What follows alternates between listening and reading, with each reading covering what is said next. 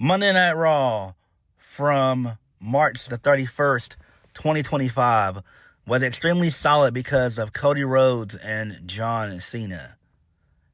Very, very good stuff. This makes me super invested with what they're doing now. So this was great. This was tremendous stuff. Overall, Monday Night Raw was okay. Outside of the John Cena and Cody Rhodes stuff, but outside of that, Monday Night Raw was okay. It was okay. So we kicked the show off with John Cena and Cody Rhodes. So John Cena comes out, gets a good reaction. He's booed. Cody Rhodes, he shows up because John Cena can't even say anything because he's interrupted by Cody Rhodes. Cody Rhodes gets a good reaction. This was a very long promo. This is about a good 20-plus minute promo. So I am going to summarize this the best I can. So basically, Cody Rhodes starts the promo off with saying that John can make fun of him, talking about like his lisp and how he has troubles with the letter S. He says Stardust. He said that Cena can make fun of him for having an arm tattoo that's really on his neck. Really, that should be like a chest tattoo, for being honest. Well, no, not even that. He also mentioned that Cena could boo him from joining, AEW. He could do stuff like that. But Cody says that perhaps he's struggling with the idea that Superman is really dead. Cody says he didn't think that Cena's words matched his actions. He thought for the last 2 weeks that he lied to this audience. He goes on the fact that Cena and Cody used to be ride buddies. They used to ride along together. They used to sing Poncho Lefty. He knows that Cena used to care about him. And then he tells Cena that you don't have to look at him. You can look at the crowd and explain to them why. So Cena responds by saying that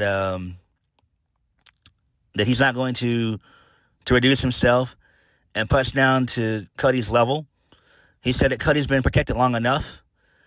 He's not going to cook you. He's going to bury you, just like he's buried everyone else.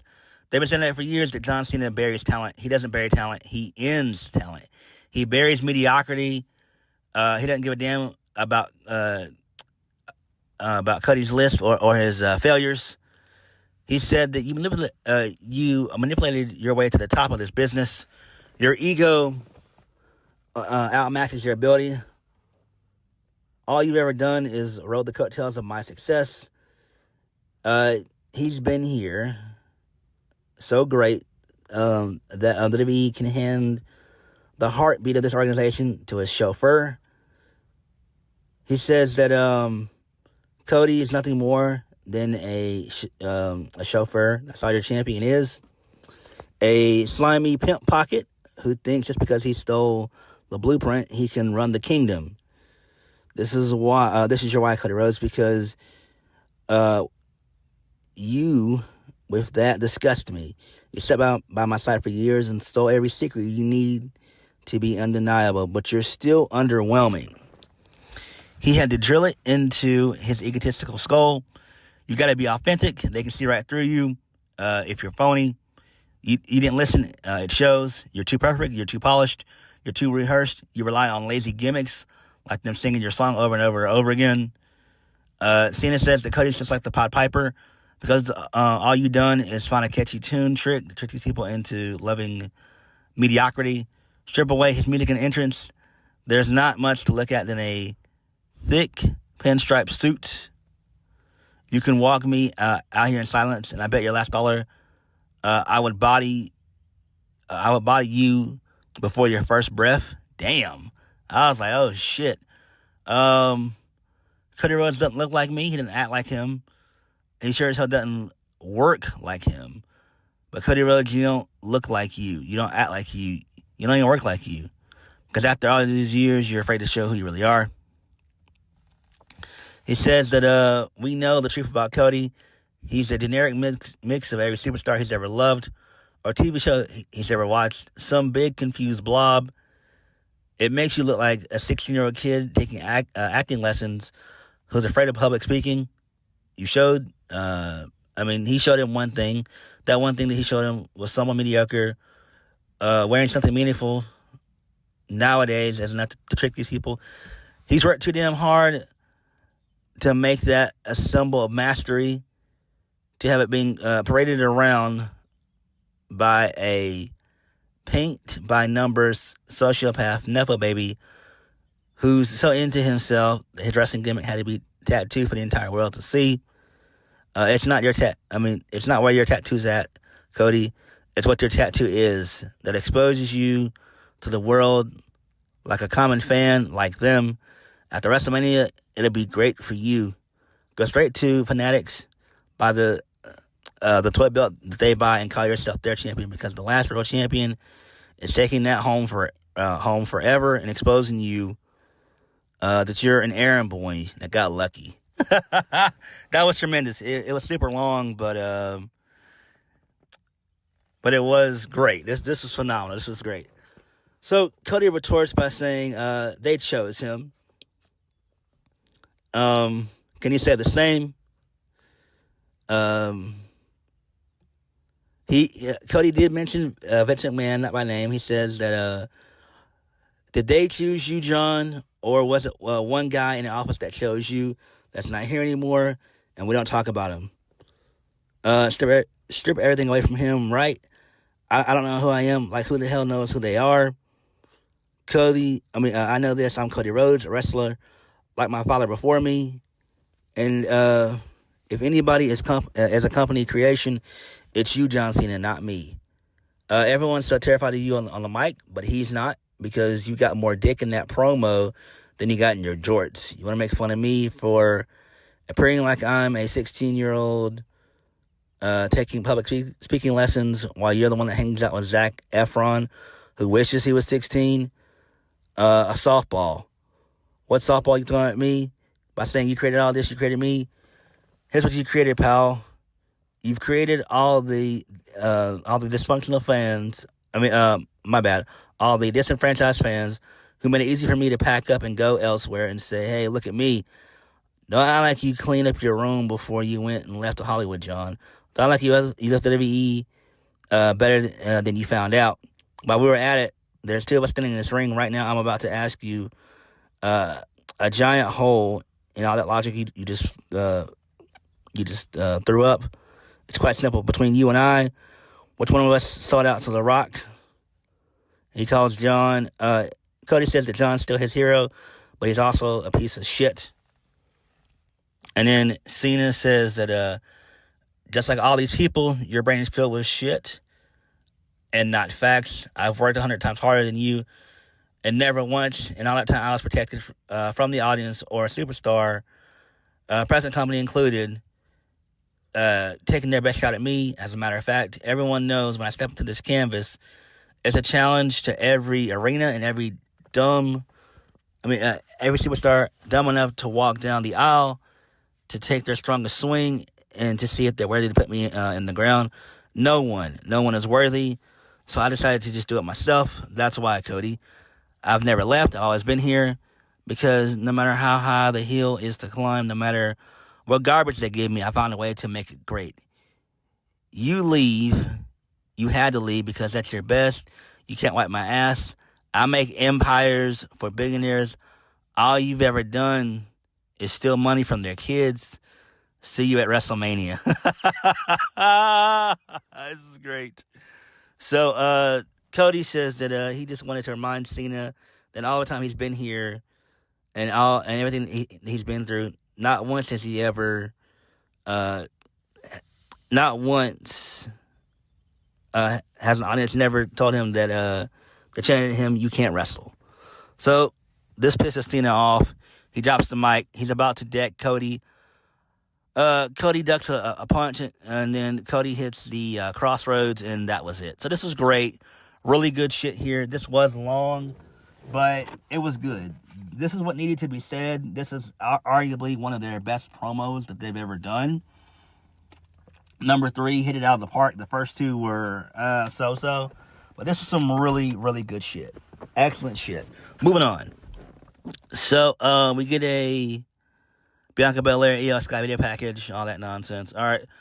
Moving on. Let's lead us into the first match of the night. Is the New Catch Republic versus the New Day. The New Day, they get the win. So, that's great. The New Day, they didn't demand a shot at the World Tag Team titles. And then they stare down the War Raiders. Who cares about this shit? Moving on. So Jimmy Uso knows that the entire world has been doubting Jey Uso, but tonight he's going to handle business with Gunther. There will be no in-ring general. It's a man who can be beat. Jimmy says that he's going to beat Gunther just like Jay's going to beat him at WrestleMania and become the World Heavyweight Champion. Jay tells Jimmy to be careful out there. All right, that's fine. Gunther defeats Jimmy Uso. He destroys him. So Gunther Gunther busts open Jimmy, and he hits the power bomb.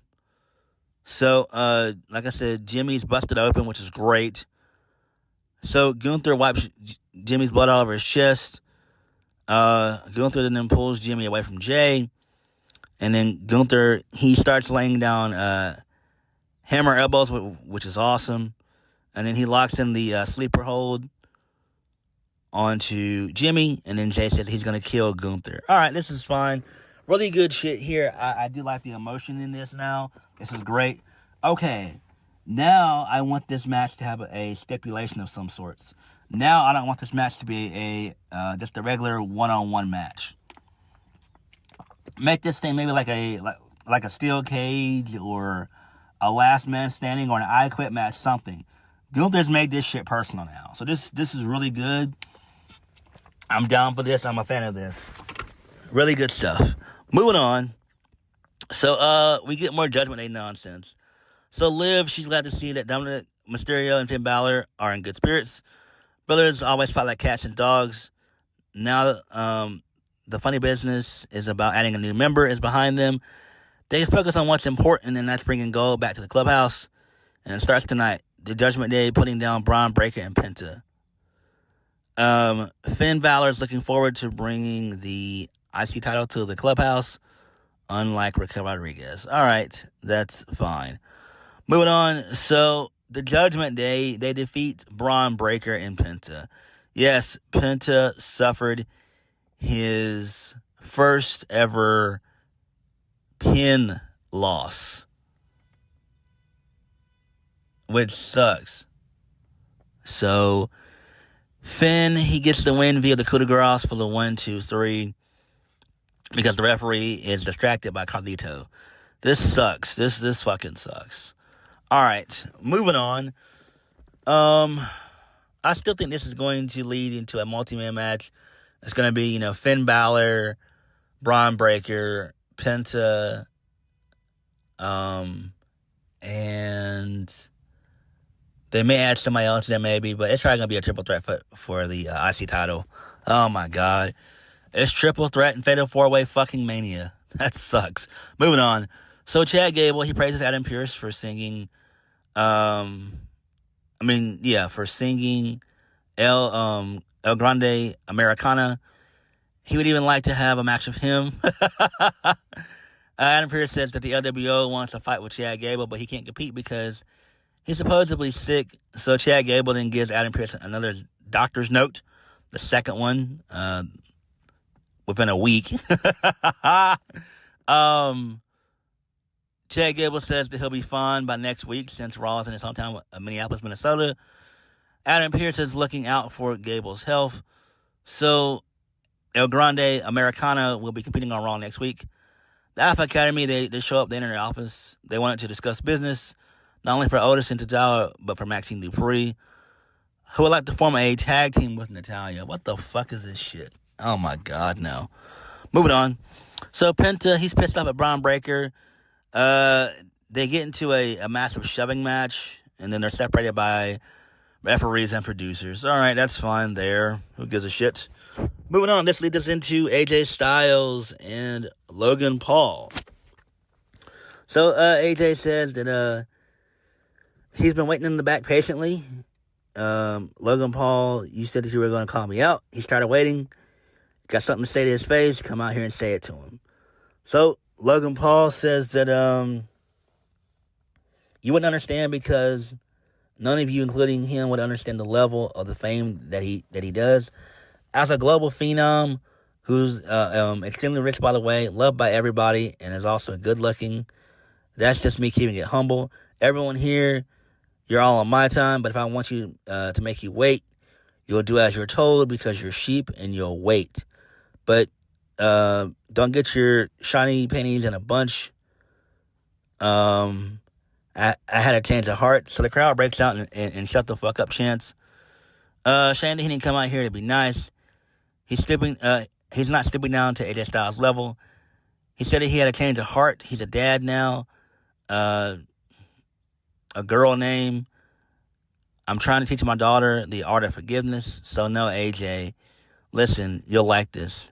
AJ Styles, I forgive you for what you did to me at Madison Square Garden, but I don't forget. Don't try to pull that again. Y'all know exactly who I am. That's why you're here tonight. I'm Logan Paul. So AJ Styles says that he's got a daughter too. He says, but he forgives him. And Logan says, what do you mean by you forgive me? So AJ says that I forgive you for being the biggest douchebag that's ever stepped foot in a WWE ring. You brag about your money and your success. These fans don't care about that. They care about you. Are you willing to sacrifice in this ring? Dude, you have all the talent in the world. I'll give you that. But in this business, talent will only get you so far. What are you going to do with the talent that you've been given? So Logan said he'd asked AJ Styles for advice, but he knows but he knows what they would say. Don't take advice from anyone you wouldn't want to trade places with. So they continue to jaw back and forth. And Logan calls AJ Styles poor. So the two of them, they get into a little brawl and stuff, and then Logan Paul, he hits the pulverizer to taking out AJ Styles. Okay, that's fine. This is cool. They brawl out on the outside into the announce table. Okay, good shit there. Good stuff. Moving on. So Lara Valkyria will defend her women's Intercontinental Championship on the line against Bayley next week. Okay, that's fine. So Adam Pearce makes AJ Styles versus Logan Paul official for WrestleMania 41. Seth Rollins is going to be on Raw next week. Okay, that's cool. All right, moving on. So Finn Balor, he's on Cloud 9. He's going to talk to Adam Pearce about getting a shot at the Intercontinental Championship. Liv Morgan tells Dominic that Finn wants to piggyback off his success. Liv says she's going to talk to Adam Pearce after he's done talking to Finn. All right, main event of the evening: Iyo Sky versus Rhea Ripley for the women's World Championship. Bianca Belair is a special guest referee. It ends up being a double DQ because things basically break down. So towards the end of the match, there is a ref bump that takes place and occurs. So there's that. This pisses off Bianca. She lets it slide at first. Then Bianca is taken out of the match. Rhea hits a riptide. The fans count to 20. Then Rhea goes for Iyo Sky is on the top turnbuckle. She hits a drop kick, taking out Bianca. This pisses off Bianca. Bianca calls for the bell. It's a double DQ. This pisses off Rhea Ripley, who destroys both Bianca and Iyo Sky. She hits a riptide on Iyo Sky, and then she hits a riptide from the second rope to Bianca, setting up a triple threat match. This fucking sucks. I hate this shit. Why are we doing Bianca and Rhea and Iyo as a triple threat? We don't need this. Why can't we get Bianca and Rhea one-on-one at WrestleMania 41? It makes the most sense. Oh, boy, Triple H, you dumb fuck. But it is what it is. It's nothing we can do now. WrestleMania will be here in 3 weeks, so it is what it is. Monday Night Raw, for the most part, was okay. The John Cena stuff was great. Bianca, Rhea, and Iyo, that was okay stuff there. Good stuff in the mid-card. AJ Styles and Logan Paul, that should be an okay little feud, but to me, that feels like a Raw match versus being on WrestleMania. That's just me, though. It is what it is. Everything else on the show is fine. Penta suffering his first loss. Pin loss is not good. I don't know why that happened. He's only been there for like a month and a half, almost 2 months. That's not good. But it is what it is. But what did you guys think of Monday Night Raw? Like, comment, subscribe. Peace.